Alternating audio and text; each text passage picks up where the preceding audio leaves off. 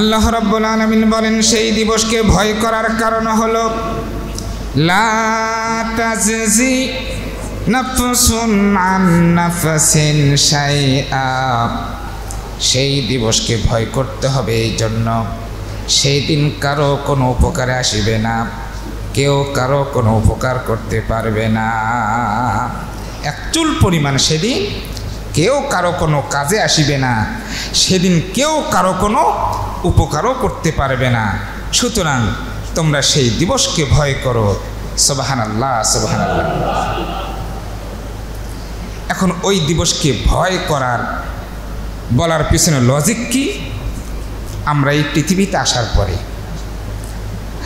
আল্লাহ বলছেন তোমাদের পৃথিবীতে পাঠালাম ওমা খলাকতুল জিন্না ওয়াল ইনসা ইল্লা লিয়াবুদুন।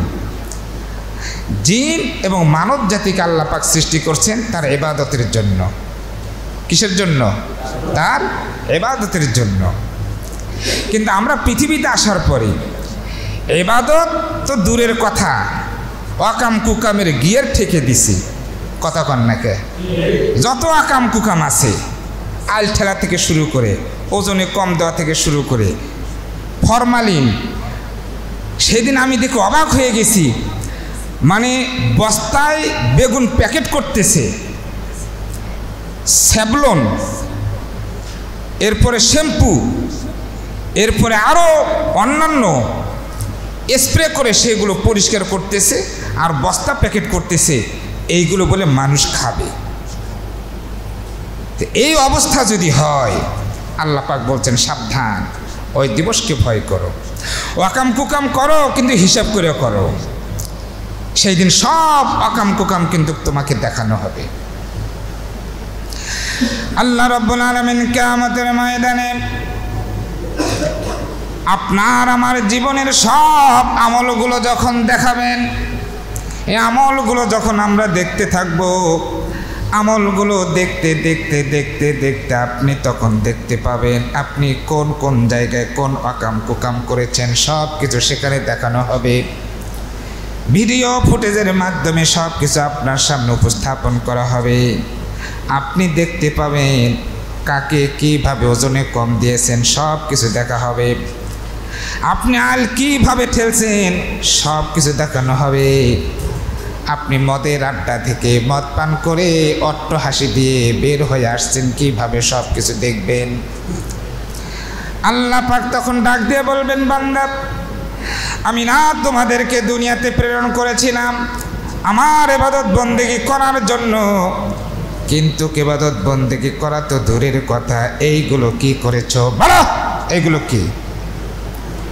আপনি যখন অকাম কুকামগুলো দেখতে পাবেন, সঙ্গত কারণে লজ্জায় কিন্তু মাথা নিচু হয়ে আসবে। কথা বলেন ঠিক না বেঠি? ওই রকম দেখতে দেখতে আপনার জীবনের যত ওয়াকাম কুকাম আছে, সব ওকাম কুকাম দেখতে দেখতে হঠাৎ যখন এরকম আপনি দেখতে পাবেন খামারপত্র নবিশ কেন্দ্রীয় মসজিদের ভিতরে কোরআনুল কারীম থেকে সুন্দর করে আলোচনা করা হচ্ছে।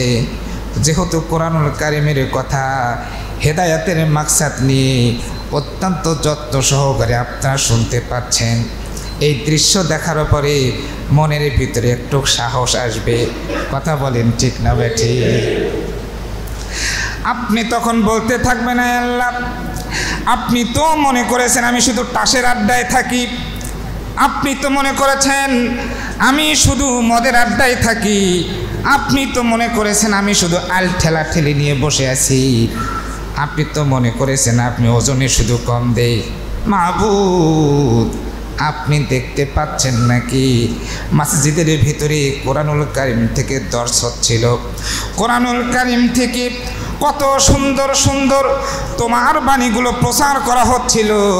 যেহেতু তোমার কিতাব, তোমার কিতাবের বাণীগুলো হেদায়েতের মাকসাদ নিয়ে মনোযোগ দিয়ে শুনতেছিলাম।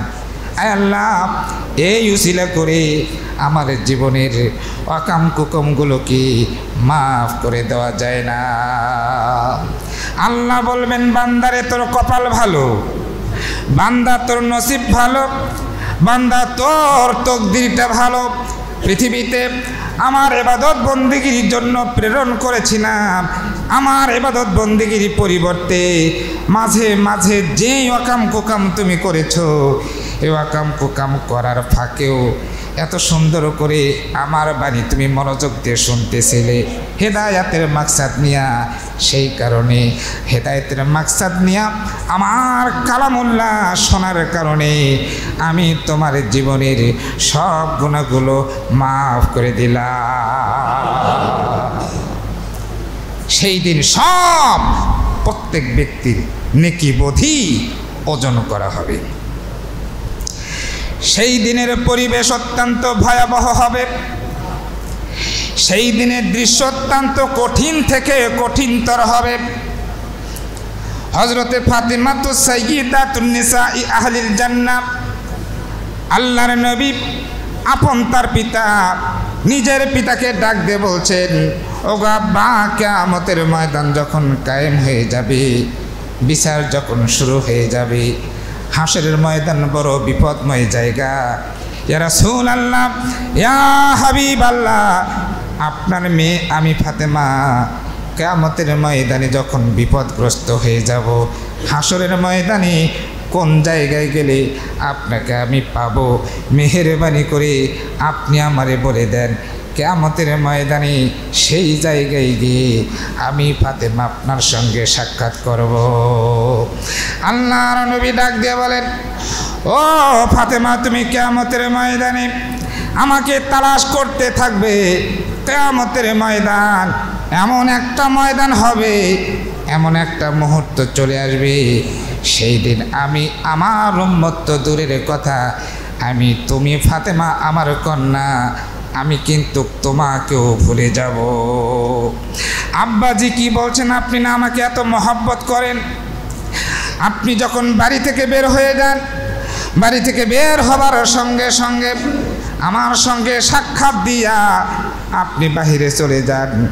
বাহির থেকে যখন বাড়ির ভিতরে প্রবেশ করেন, হাদিয়া তোহফা যা নিয়ে আসেন সর্বপ্রথম আপনি আমার হাতে তুলে দেন। অথচ কিয়ামতের ময়দানে এই মেয়েকে আপনি কেমনে ভুলে থাকবেন? আল্লাহর নবী ডাক দিয়ে বলেন, ফাতেমারে, কিয়ামতের ময়দানে, হাসরের ময়দানে আমল দিয়া পরিচয় হবে। আমল যার ভালো হবে আল্লাহ পাক তাকে জান্নাতের ফয়সালা করে দিবেন, তার কোনো চিন্তা থাকবে না। ফালাম খাউফুন আলাইহিম ওয়ালা হুম ইয়াহজানুন। আমল যার ভালো থাকবে তার কোনো সমস্যা নেই, কিন্তু আমল যদি তোমার খারাপ হয়, আমি বিশ্ব নবী হয়েও আমি তোমাকে রক্ষা করতে পারবো না। হাসরের ময়দান এরকম ভয়ঙ্কর এক দৃশ্য হবে।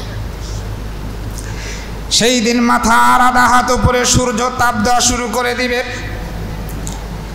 এই সূর্যের তাপের কারণে মানুষের মাথার মগজগুলো টকবক টকবক করে গলে গলে পড়ে যেতে থাকবে।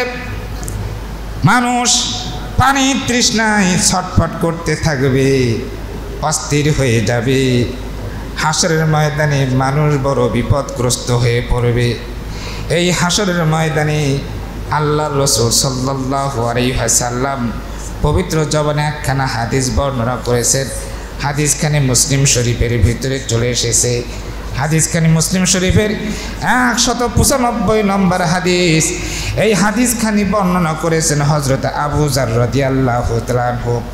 আবু যার রাদিয়াল্লাহু তাআলা আনহু বলেন, আন আবি যাররিন রাদিয়াল্লাহু তাআলা আনহু আনিন নবী সাল্লাল্লাহু আলাইহি ওয়াসাল্লাম قال قال ثلاثة لا يكلمهم الله يوم القيامة। আল্লাহু আকবার বলেন। আল্লাহর নবী বলেন, হযরত আবু যার রাদিয়াল্লাহু তাআলা আনহু হাদিসখানি বর্ণনা করেছেন।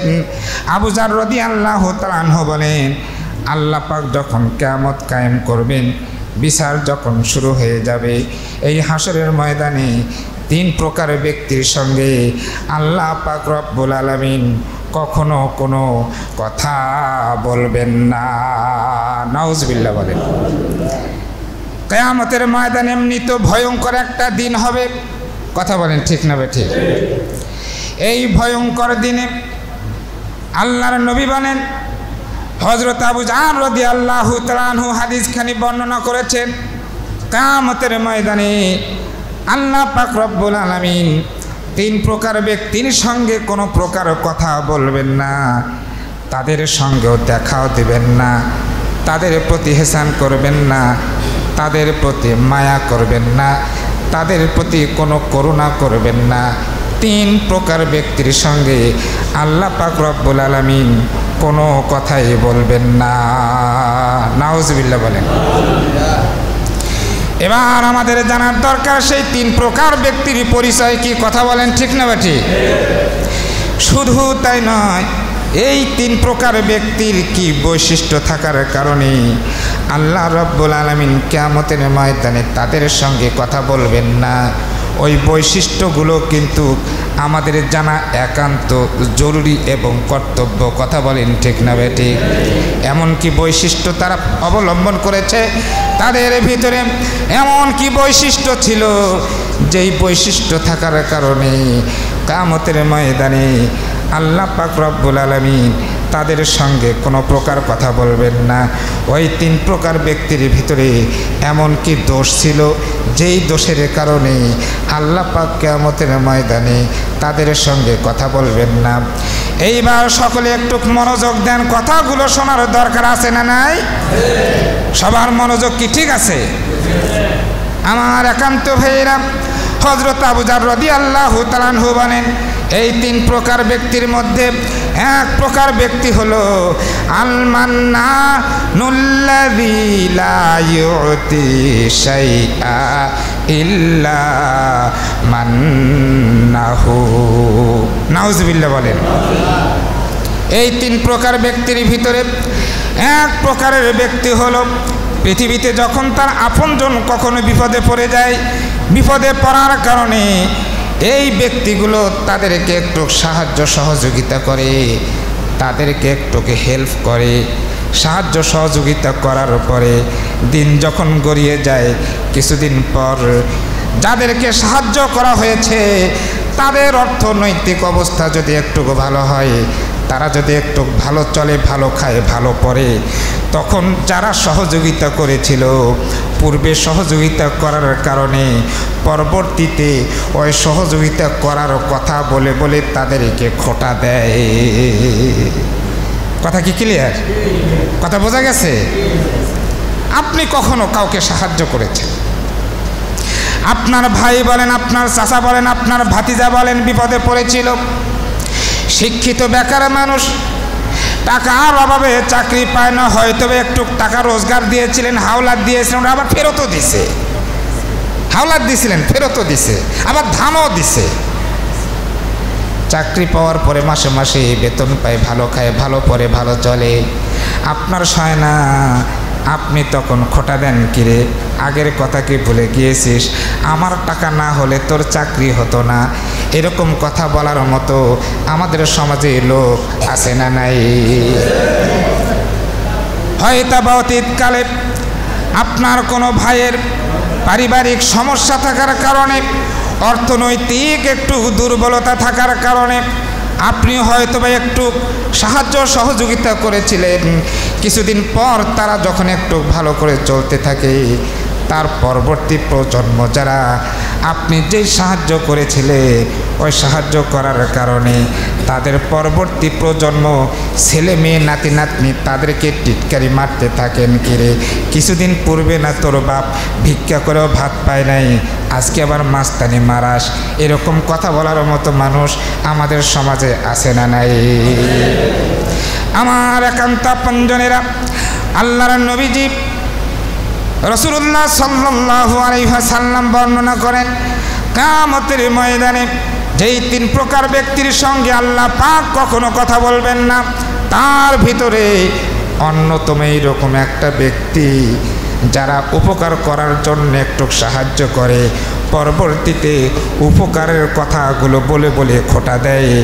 আল্লাহ পাক কিয়ামতের ময়দানে এই খোঁটা দেনওয়ালা ব্যক্তির সঙ্গে কখনোই কথা বলবেন না, তাদের প্রতি কখনো রহমতের দৃষ্টিতে তাকাবেন না।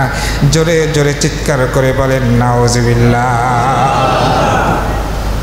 আমার এই ওয়াজ শোনার পরে আমরা যা শিখলাম, অতীতে যা কাউকে একটু সহযোগিতা করছি, এখন আমরা আরো খোসাও দেব। এটা কি শিখলাম? আল্লাহ পাক এই বৈশিষ্ট্য থেকে আমাদের সবাইকে হেফাজত করুক, সকলে বলেন আমিন। এই গেল এক প্রকার ব্যক্তি। আরো দুই প্রকারের ব্যক্তি আছে, শোনার দরকার আছে না?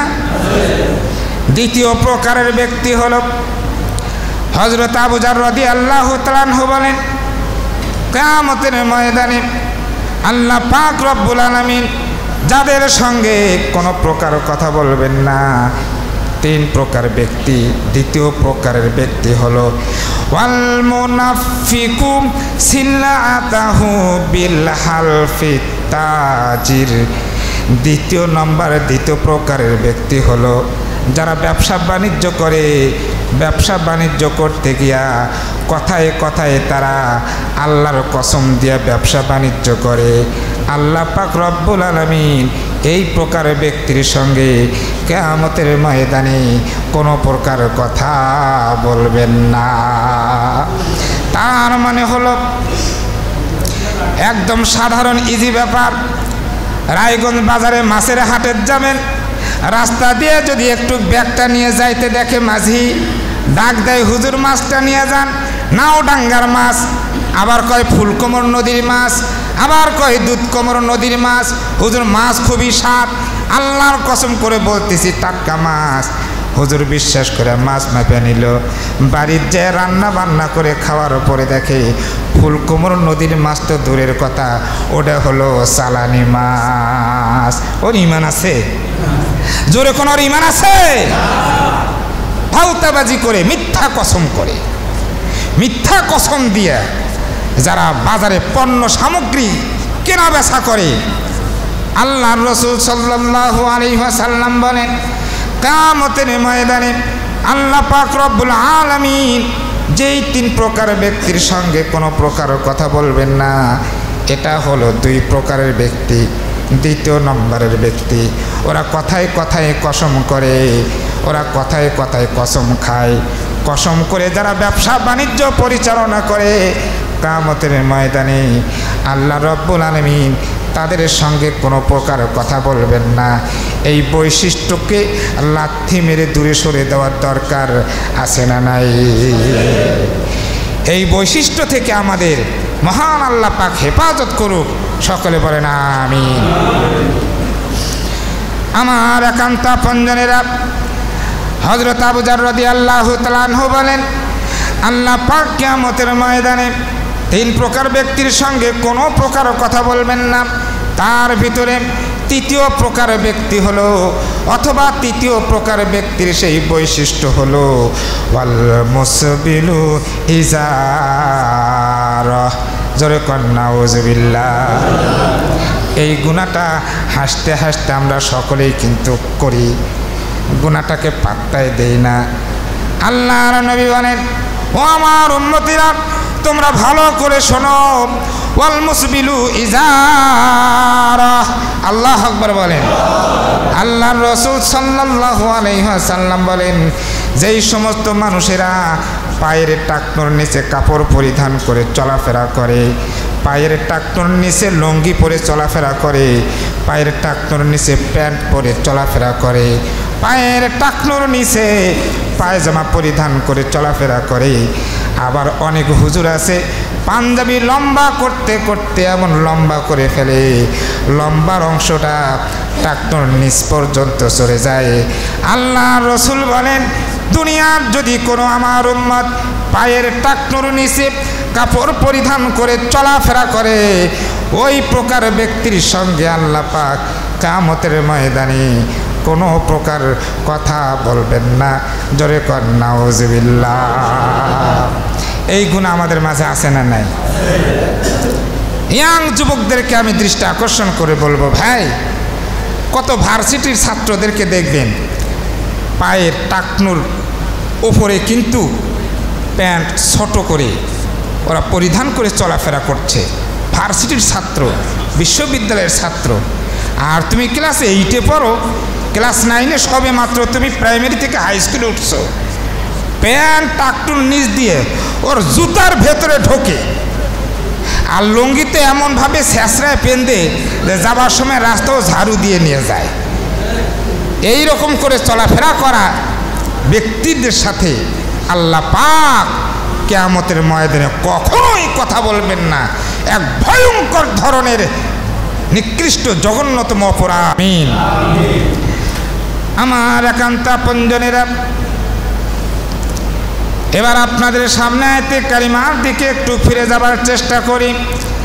আল্লাহ পাক রব্বুল আলামিন কোরআনুল কারিমের ভিতরে সূরাতুল বাকারা 48 নম্বর আয়াতের ভিতরে বলেন, ওয়াত্তাকু ইয়াওমান লা তাজজি নাফসুন আন নাফসিন শাইআ ওয়ালা ইউকবালু মিনহা শাফাআতু ওয়ালা ইউখাযু মিনহা আদলু ওয়ালা হুম ইউনসারুন।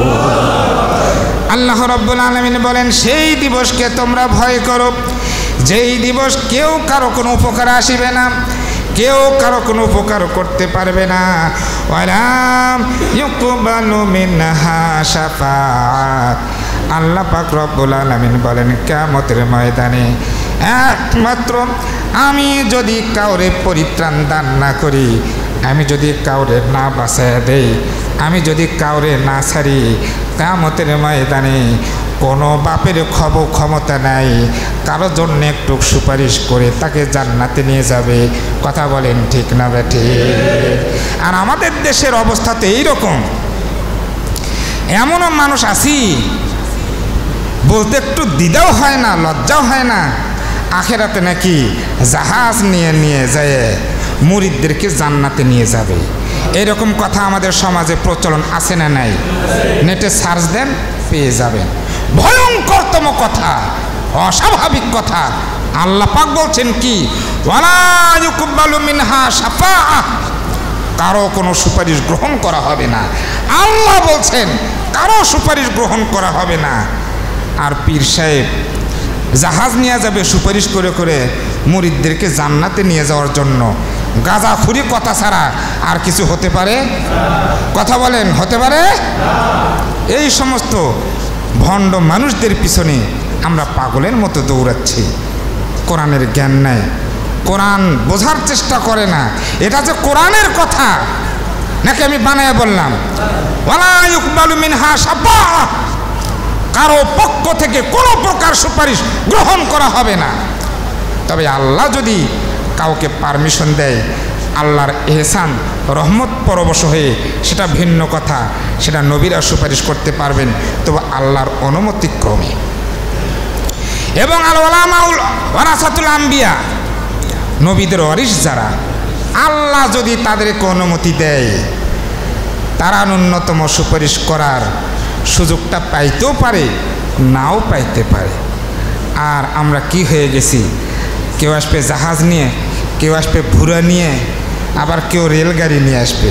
আরে বাবা রে বাবা, জোরে কর নাউজুবিল্লাহ। আল্লাহ রাব্বুল আলামিন এই কোরআনুল কারিমে সূরাতুল বাকারার 48 নম্বর আয়াতের শেষের দিকে আর একটু বললেন, ওয়ালা ইউখাযু মিনহা আদলুন। দুনিয়ার ভিতরে যদি কোনো মানুষ বিপদে পড়ে, আপনি মোটর সাইকেল নিয়ে গেছেন, আপনি কুড়িগ্রাম শহরের ভিতরে চলে গেছেন, আপনার ড্রাইভিং লাইসেন্স নাই, আপনার গাড়িরও কাগজপত্র নাই, ট্রাফিক সাহেব আপনার যখন ধরেছে, ট্রাফিক সাহেব কিন্তু মোছে একটু তাও দেয়, জোরে জোরে একটু গরম দেখায়, মনে মনে কয় একটু দিলেই তো ভেজাল মিটে যায়। কথা বলেন ঠিক না বেঠি? এই একটু দিলেই ভেজাল মিটে যায়। আল্লাহ বলেন দুনিয়াতে এটা সম্ভব, আখেরাতে ওয়ালা ইউখাযু মিনহা আদলুন, কিয়ামতের ময়দানে কোনো বিনিময়ে কারো পক্ষ থেকে গ্রহণ করে তাকে পরিত্রাণ পাওয়ার কোনো সুযোগ নাই। কথা বলেন ঠিক না বেঠি? আপনি আখেরাতে বাঁচতে চান, দুনিয়াতেই আমল তৈরি করেন, আখেরাতে কোনো বিনিময় দিয়ে আপনি পার পাওয়ার কোনো সুযোগ নাই।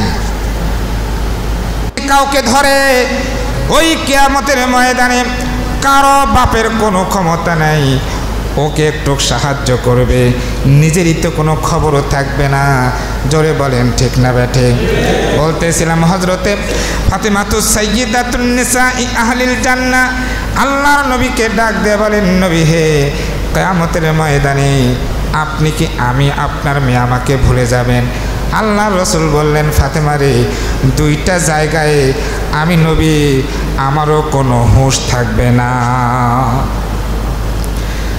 ফাতেমাতুস সাইয়্যিদাতুন নিসাই আহলিল জান্নাহ ডাক দিয়ে বলেন, ও গো আব্বাজি, কিয়ামতের ময়দানে কোন দুইটা স্পটে আপনার কোনো হুঁশ থাকবে না, কারো কোনো খবর নিতে পারবেন না?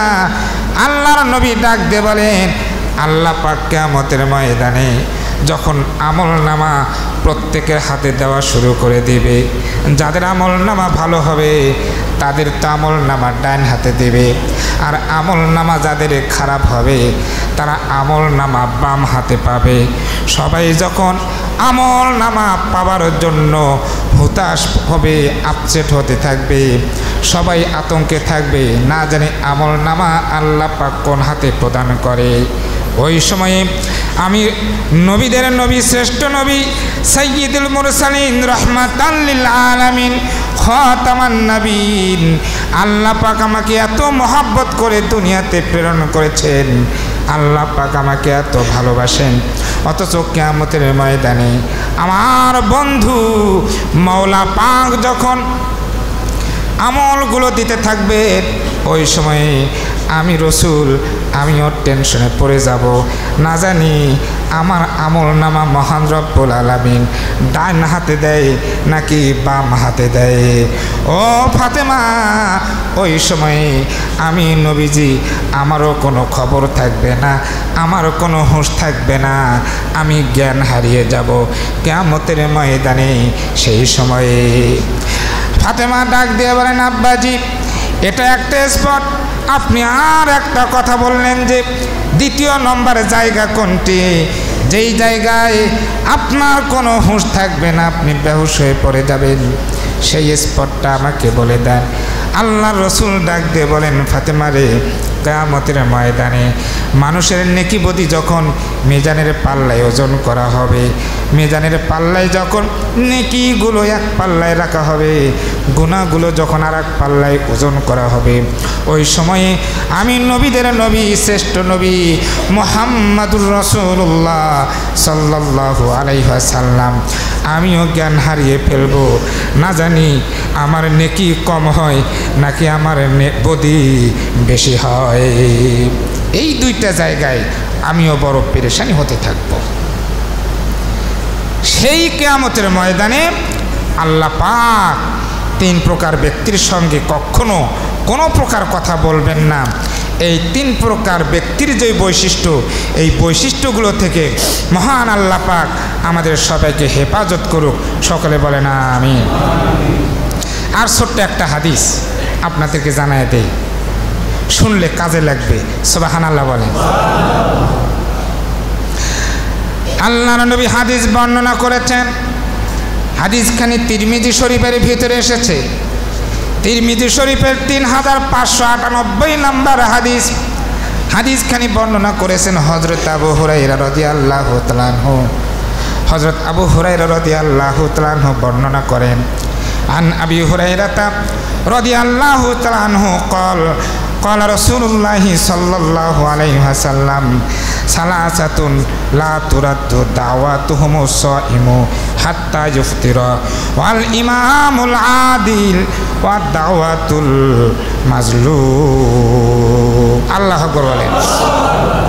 আল্লাহর নবী বলেন, হযরত আবু হুরায়রা রাদিয়াল্লাহু তাআলা আনহু বর্ণনা করেন, আল্লাহর নবীজি বলেছেন, তিন প্রকার এমন ব্যক্তি আছে, এই তিন প্রকার ব্যক্তি আল্লাহর দরবারে যখন কোনো কিছু কামনা করে দোয়া করে, এই তিন প্রকার ব্যক্তির দোয়া আল্লাহ পাক কখনো ফেরত দেন না। এই তিন প্রকার ব্যক্তির দোয়া আল্লাহ সরাসরি কবুল করেন। জোরে কোন সুবহানাল্লাহ। কয় প্রকার ব্যক্তির দোয়া কবুল করেন? তিন প্রকার ব্যক্তির দোয়া আল্লাহ পাক সরাসরি কবুল করেন। দোয়া করতেছে, দোয়া কবুল হয় না। অনেকে বলে না, হুজুর দোয়া তো করতেছি কিন্তু কাজ তো হচ্ছে না, এরকম বলে না? এই 3 প্রকার ব্যক্তির ব্যাপারে আল্লাহ রসুল বলেছেন এদের দোয়া কবুল হবেই হবেই, একটু দেরিতে হলেও এই 3 প্রকার ব্যক্তির দোয়া আল্লাহ পাক অবশ্যই কবুল করবেন, গ্রহণ করবেন, তাদের দোয়া কখনোই ফেরত দেবেন না। জোরে কোন সুবহানাল্লাহ। এই 3 প্রকার ব্যক্তি তারা কারা এটা আমাদের জানার দরকার আছে না নাই? এবং তাই এমন কি বৈশিষ্ট্য তাদের ভিতরে আছে যেই বৈশিষ্ট্যগুলো থাকার কারণে আল্লাহর রসুল সাল্লাল্লাহু আলাইহি সাল্লাম বর্ণনা করেন মহান রব্বুল আলামিন তাদের দোয়া কখনোই ফেরত দেবেন না। সেই বৈশিষ্ট্যগুলো আমাদের জানার দরকার আছে না নাই? ছোট্ট হাদিস, অল্প সময় বলে দেব, শোনার জন্য মন মানসিকতা ঠিক আছে তো? মনোযোগ আমার দিকে ঠিক আছে তো? শোনেন, হাদিসখানি চলে এসেছে তিরমিজি শরীফের ভিতরে, 3598 নম্বর হাদিস তিরমিজি শরীফের। হযরত আবু হুরায়রা রাদিয়াল্লাহু তাআলা আনহু বলেন ক্বালা রাসূলুল্লাহি সাল্লাল্লাহু আলাইহি ওয়াসাল্লাম সালাতাতুন লা তুরাদ্দু দাওয়াতুহুম আস-সাইমু হাত্তা ইফতিরা। হযরত আবু হুরায়রা বলেন আল্লাহর নবীজি বলেছেন 3 প্রকার ব্যক্তির দোয়া আল্লাহ পাক কখনো ফেরত দেন না। লা তুরাদ্দু, কখনোই ফেরত দেন না। দাওয়াতুহুম, 3 প্রকার ব্যক্তির দোয়া আল্লাহ পাক কখনো ফেরত দেন না। তার ভিতরে 1 নম্বর ব্যক্তি হলো আস-সাইমু হাত্তা ইফতিরা। আল্লাহু আকবার বলেন। যখন কোনো ব্যক্তি আল্লাহর সন্তুষ্টির জন্য সিয়াম পালন করে, রোজা থাকে, সেটা ফরজ রোজাও হতে পারে, নফল রোজাও হতে পারে। দুনিয়ার কোনো মানুষ সিয়ামরত অবস্থায়, রোজা থাকা অবস্থায় যতক্ষণ পর্যন্ত ইফতার করেন নাই, আল্লাহর রাসূল বলেছেন হাত্তা ইফতিরা, যতক্ষণ পর্যন্ত ইফতার করেন নাই ততক্ষণ পর্যন্ত রোজাদার ব্যক্তির দোয়া আল্লাহ পাক কবুল করতে থাকে। যেই মাত্র ইফতার শেষ, তাদের দোয়া কবুলের দরজা আল্লাহ পাক তালাবদ্ধ দিয়ে রাখে। ইফতার করার পূর্ব পর্যন্ত, সেহরি খাওয়ার পর থেকে শুরু করে ইফতার করার পূর্ব পর্যন্ত যখনই যেখানে যে দোয়াই করা হবে, আল্লাহ রসুল বলেছেন তার দোয়া কখনো ফেরত দেওয়া হবে না। আল্লাহ রসুল গ্যারান্টি দিচ্ছেন, এখানে কি আরো সন্দেহ হয়? এই যে গেল 1 প্রকারের ব্যক্তি যাদের দোয়া আল্লাহ পাক কখনো ফেরত দেন না। আর 2য় প্রকারের ব্যক্তি হলো ওয়াল ইমামুল আদিল, ন্যায়পরায়ণ শাসক, ন্যায়পরায়ণ বাদশাহ। আল্লাহ পাকের কাছে যখন কোনো কামনা করে দোয়া করেন, আল্লাহ পাক রব্বুল আলামিন ন্যায়পরায়ণ শাসকের দোয়া কবুল করে।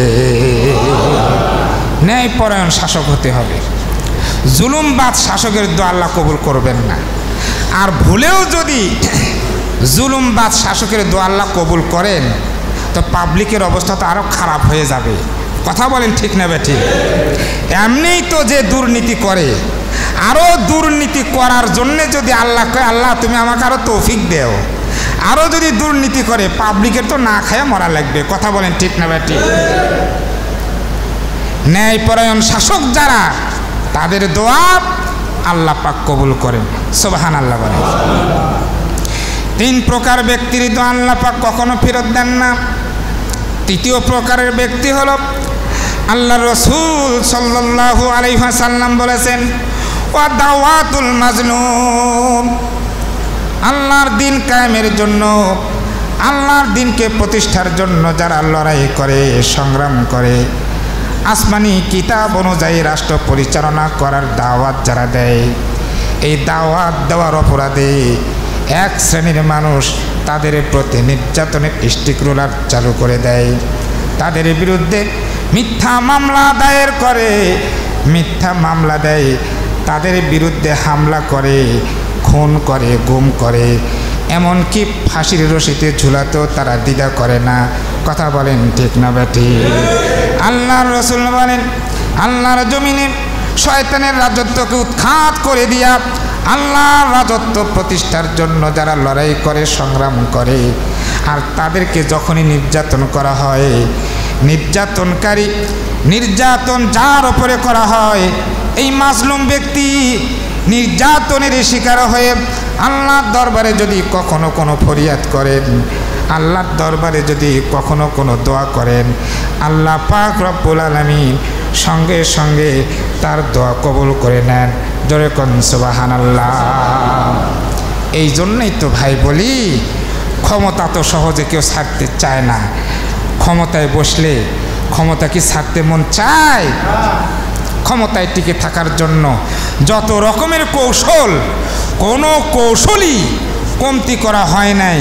কিন্তু আমার মনে হয় হাজার হাজার উলামায়ে কেরামদের সঙ্গে বেয়াদবি করার কারণে আল্লাহ পাকের পক্ষ থেকে ফয়সালা হয়েছে, বাতিল শক্তি আমাদের দেশ থেকে পালিয়ে যেতে বাধ্য হয়েছে। কথা বলেন ঠিক না বেটি?